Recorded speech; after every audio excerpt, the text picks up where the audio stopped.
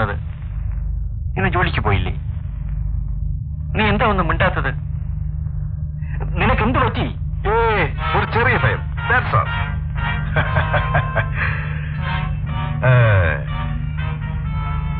നിങ്ങൾ എന്ന് മനസ്സിലായില്ലേ?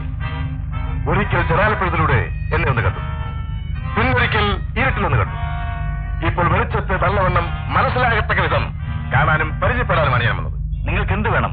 നിങ്ങളുടെ കയ്യിൽ വളരെ പ്രധാനപ്പെട്ട ചില കാര്യങ്ങൾ റെക്കോർഡ് ചെയ്തൊരു ടേപ്പ് ഉണ്ടല്ലോ, അതെനിക്ക് വേണം. ഇല്ല, അത് ഞാൻ തരില്ല. നിങ്ങൾ തരും? No, never. ഇത് പൊട്ടിയാൽ ശബ്ദം കേൾക്കും, അയൽക്കാർ ഓടി വരും എന്നൊന്നും കരുതണ്ട. ഇത് സൗണ്ട്ലെസ് ആണ്. നോക്കൂ.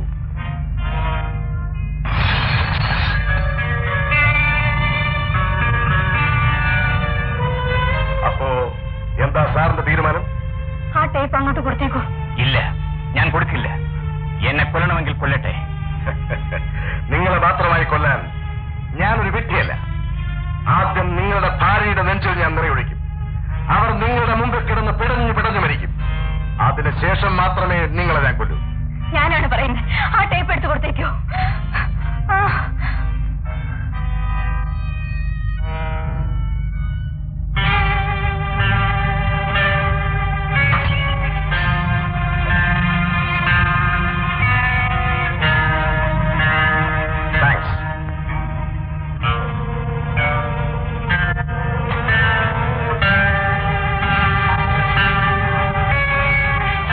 സാറേ, ഈ ടേപ്പ് ഒന്ന് പ്ലേ ചെയ്ത് കേൾക്കണമല്ലോ.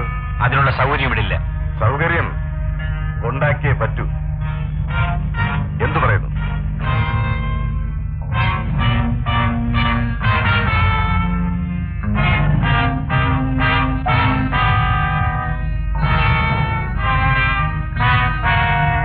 ഒരു കൈ സ്വാധീനമില്ലാത്ത ആളല്ലേ, ബുദ്ധിമുട്ടുണ്ട്.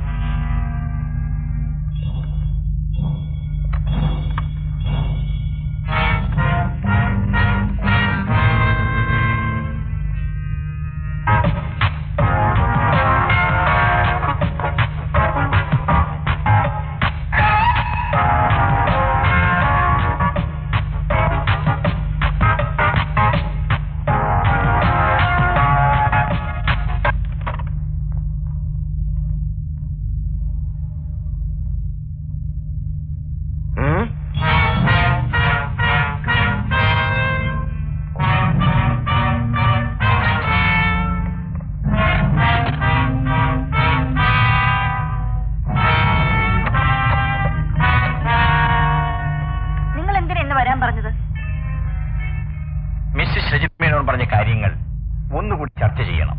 ഇനിയും ചർച്ച ചെയ്ത് സമയം കളയണോ? എനിക്ക് അല്പം ചില സംശയങ്ങളുണ്ട്. എന്ത് സംശയം? എന്താണ് ഞങ്ങൾ ചെയ്യേണ്ടതെന്ന് ഒന്നുകൂടി തെളിച്ചു പറയണം.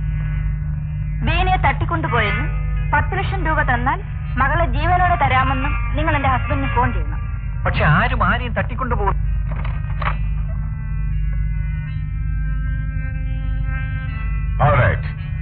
Thank you. നമുക്കിതേ കാണാം.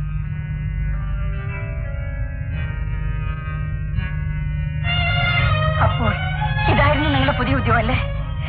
ലക്ഷങ്ങൾ സമ്പാദിക്കാൻ നിങ്ങൾ കണ്ടെത്തിയ ജോലി ഇതായിരുന്നല്ലേ? നിർമ്മലേ, വേണ്ട, നിങ്ങളൊന്നും പറയണ്ട.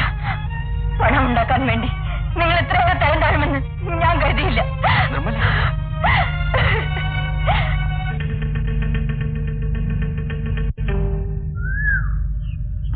ഇന്നലെ വരെ ഞാൻ ഒറ്റയ്ക്കായിരുന്നു. എന്നെ സ്നേഹിക്കാനോ തിരുത്താനോ ഈ ലോകത്ത് ആരും ഉണ്ടായിരുന്നില്ല. വീണ അടുത്തിരിക്കുമ്പോൾ എന്റെ പ്രിയപ്പെട്ടവരാരോ എന്റെ ജീവിതത്തിലേക്ക് കടന്നു വന്ന പോലെ എനിക്ക് തോന്നുന്നു. 6-7 വർഷമായി ഞാൻ ഹൃദയം തുറന്നൊന്ന് സംസാരിച്ചിട്ട് ബാബുവിനോട് സംസാരിച്ചിരിക്കുമ്പോൾ ഞാൻ എല്ലാ വേദനകളും മറന്നു പോകുന്നു. സത്യം പറഞ്ഞാൽ വീണയെ കണ്ട നാൾ മുതൽ എനിക്ക് എന്തോ ഒരു അടുപ്പം തോന്നിയിരുന്നു. അത് തെറ്റാണെന്ന് വീണയ്ക്ക് തോന്നുന്നുണ്ട്.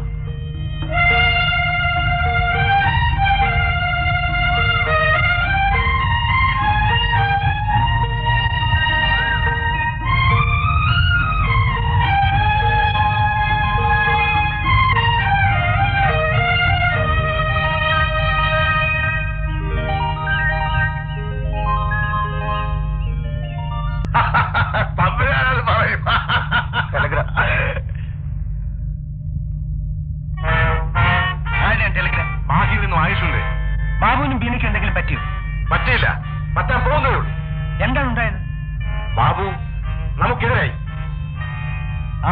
തൊലിവെളുപ്പിൽ അവൻ മയങ്ങിക്കാണും. അങ്ങനെ മയങ്ങാൻ പാടില്ലല്ലോ. ഇനിയിപ്പോഴെന്ത് ചെയ്യും? Wait and see. ഒരാൾ തോക്ക് കാണിച്ച് ഭീഷണിപ്പെടുത്തി ടേപ്പ് വാങ്ങിച്ചുകൊണ്ട് പോയിട്ടും എന്നെ ഇതുവരെ അറിയിക്കാത്തത്? ചന്ദ്രനെ കാണാൻ ഇങ്ങോട്ട് പോന്ന് കാണുമെന്നാ ഞാൻ വിചാരിച്ചത്. രാജേട്ടൻ വീട്ടിൽ നിന്ന് എന്നാ പോയത്? വെള്ളിയാഴ്ച. ആവശ്യമില്ലാത്ത ഈ എടാകുടത്തിൽ ചെന്ന് ചാടി വല്ല അപകടം പറ്റി കാണുമോന്ന് എന്റെ പേടി. ഏയ്, അങ്ങനെയൊന്നും വരില്ല. ചന്ദ്രൻ പറഞ്ഞ ജോലി സ്വീകരിച്ചിരുന്നെങ്കിൽ സമാധാനമായിട്ട് വീട്ടിൽ കഴിയാമായിരുന്നു. ഇനി അത് പറഞ്ഞിട്ട് കാര്യമില്ലല്ലോ. ഏതായാലും വീട്ടിലേക്ക് പോയിക്കുള്ളൂ. ഞാനൊന്ന് അന്വേഷിച്ച് കണ്ടുപിടിച്ച് ആളെ ഇന്ന് തന്നെ കയ്യിൽ കൊണ്ടേപ്പിച്ചേക്കാം. പോരെ? അത് മതി. എന്നാ പോയിക്കുള്ളൂ.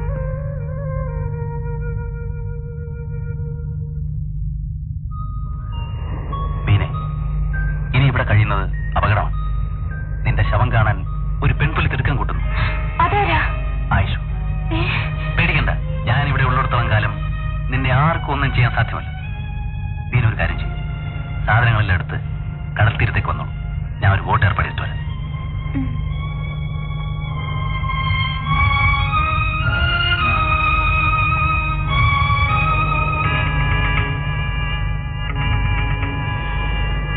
വഴി തെറ്റിയോ?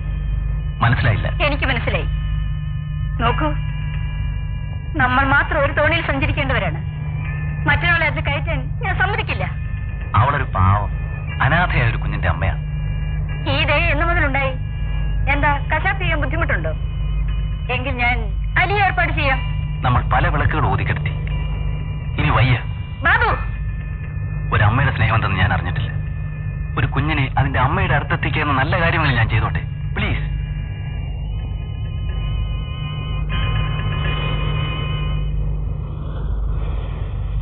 നിൽക്കണേ അവിടെ.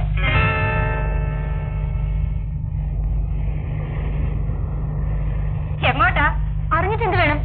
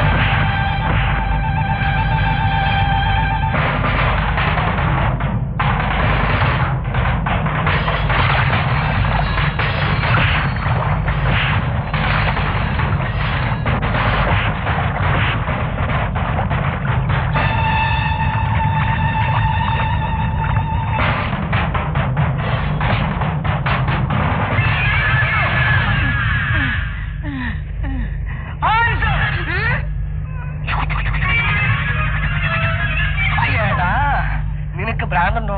ഉണ്ട്. പട്ടാളത്തിൽ നിന്ന് കിട്ടിയതാ. ഒരുണ്ട കയറി. ഇത് മാറത്തില്ല. അടുത്ത യുദ്ധം വന്നാലേ മാറത്തുള്ളൂ.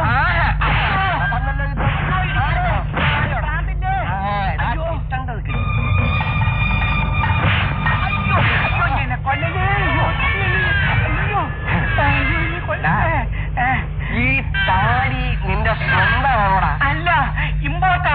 അപ്പൊ ഞാൻ നിന്നെ എക്സ്പോർട്ട് ചെയ്ത് തരാം. വാ, ഇങ്ങോട്ട് വാ, ഇങ്ങോട്ട് വാടാ. ഓ, ഇങ്ങോട്ട് വാടാ, ഇങ്ങോട്ട്. ഇങ്ങോട്ട് വാ, ഇങ്ങോട്ട് വാടാ.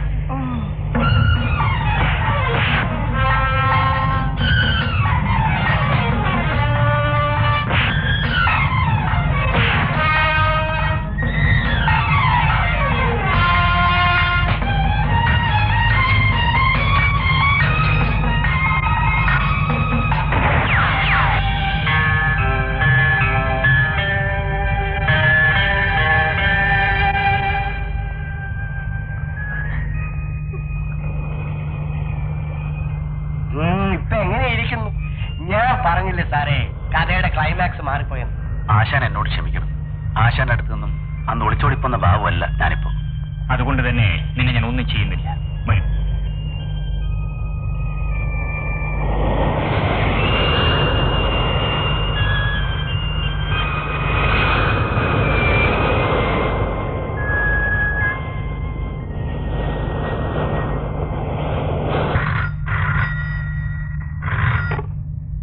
Hello, Rajani here. ഞാൻ മസൂറാണ്. ചേട്ടൻ മാലിന്യ എപ്പോഴെത്തി? ഇപ്പൊ വന്നതേ ഉള്ളൂ. രജനി, കാര്യങ്ങളെല്ലാം കുഴപ്പത്തിലാണ്. കഴിയും വേഗം നമുക്കിവിടെ ഒരു സ്ഥലം വിടണം. എന്തുണ്ടായി ചേട്ടാ? ഇവിടെ ഞാൻ മാത്രമേ ഉള്ളൂ. ബേനി അവിടെ വെച്ച് കൊല്ലാൻ കഴിഞ്ഞില്ലേ? ഇനി എന്ത് ചെയ്യും ചേട്ടാ? മേനോനെ എങ്ങനെയെങ്കിലും കൊന്ന് അവിടെയുള്ള പണം മുഴുവൻ എടുത്തോണ്ട് നീ ഉടനെ ഇവിടെ എത്തണം. ചേട്ട കൊല്ലാനോ? അത് എനിക്ക് പേടിയാണ് ചേട്ടാ. പേടിച്ചോണ്ടിരുന്ന നമ്മൾ എല്ലാവരും അകത്താവും. എങ്ങനെയാണ് മേനോനെ ചേട്ട കൊല്ലണ്ടെന്ന് ചേട്ടനൊന്ന് പറഞ്ഞുതരൂ. കൊല്ലേണ്ടത്. നിന്റെ കഴുത്തിൽ താഴെ കിട്ടിയ നിന്നോട് ഇത്രയും നാൾ കഴിഞ്ഞ എന്നെ ഈ വീട്ടിൽ വെച്ച് കൊല്ലാൻ നീ വഴിയാടുകയാണല്ലേ? അവയില്ലാത്തതിന്റെ മോക്ക് ഒരു സുരക്ഷ ഉണ്ടാക്കുമെന്ന് കരുതിയാണ് ഞാൻ നിന്നെ വിവാഹം കഴിച്ചത്. പക്ഷേ നീ ഒരു അസുരവിത്താണെന്ന് അന്ന് ഞാൻ അറിഞ്ഞിരുന്നില്ല. സ്നേഹം നിറഞ്ഞ ഒരു അമ്മയുടെ മുഖം മൂടി അറിഞ്ഞുകൊണ്ട് നീ നന്ദിനെ കുഴിച്ചു. ഞാൻ പട്ടിയെ പോലെ വിറക്കുന്ന ഇറപ്പാറിയായ നിന്റെ സഹോദരന് ഞാനറിയാതെ നീ സംരക്ഷണം നൽകി. അവന് പണം ഉണ്ടാക്കി കൊടുക്കാൻ വേണ്ടി പാവപ്പെട്ട എന്റെ മകളെ ഭീഷണിപ്പെടുത്തി നീ ബലിയാണാക്കി. ഒടുവിൽ അവളെ കൊല്ലാൻ നീ ഏർപ്പാട് ചെയ്തു. പക്ഷെ ഈശ്വരൻ എന്റെ ഭാഗത്താടി. ഇതാ എല്ലാ വീടും കാണിച്ച് അവൾ എനിക്ക് കത്തെഴുതിയിട്ടുണ്ട്. നീ ഒരുക്കിയ കെണിയിൽ നീ തന്നെ അകപ്പെട്ടു. ബാംഗ്ലൂരിലെ അനാഥാലയത്തിൽ ഏൽപ്പിച്ചിട്ട് പോന്ന എന്റെ മകളുടെ കുഞ്ഞിനെ നീ കൊല്ലാൻ ശ്രമിച്ചു. പക്ഷേ പെട്ടെന്നൊരു അപേക്ഷ അനുസരിച്ച് നീ അറിയാതെ ആ കുഞ്ഞിനെ അവർ ഇവിടുത്തെ അനാഥാലയത്തിൽ എത്തിച്ചു. നിന്റെ കണ്ണിൽ പെടാത്തതുകൊണ്ട് ഇന്നും ജീവനോടിരിക്കുന്ന ആ കുഞ്ഞാടി ഇനി എന്റെ സ്വത്തിന്റെ മുഴുവൻ അവകാശം.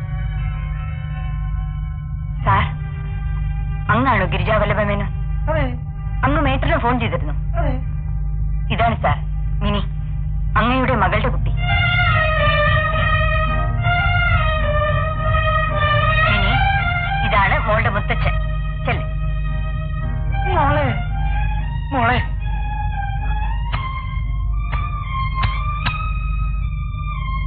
ടീച്ചർ, വളരെ നന്ദി. ഇനി ഇവരുടെ ചുമതല എനിക്കാണ്. ക്ഷമിക്കണം സാർ, അങ്ങ് ഫോൺ ചെയ്തനുസരിച്ച് കുട്ടിയെ കാണിക്കാൻ കൊണ്ടുവന്നാണ്.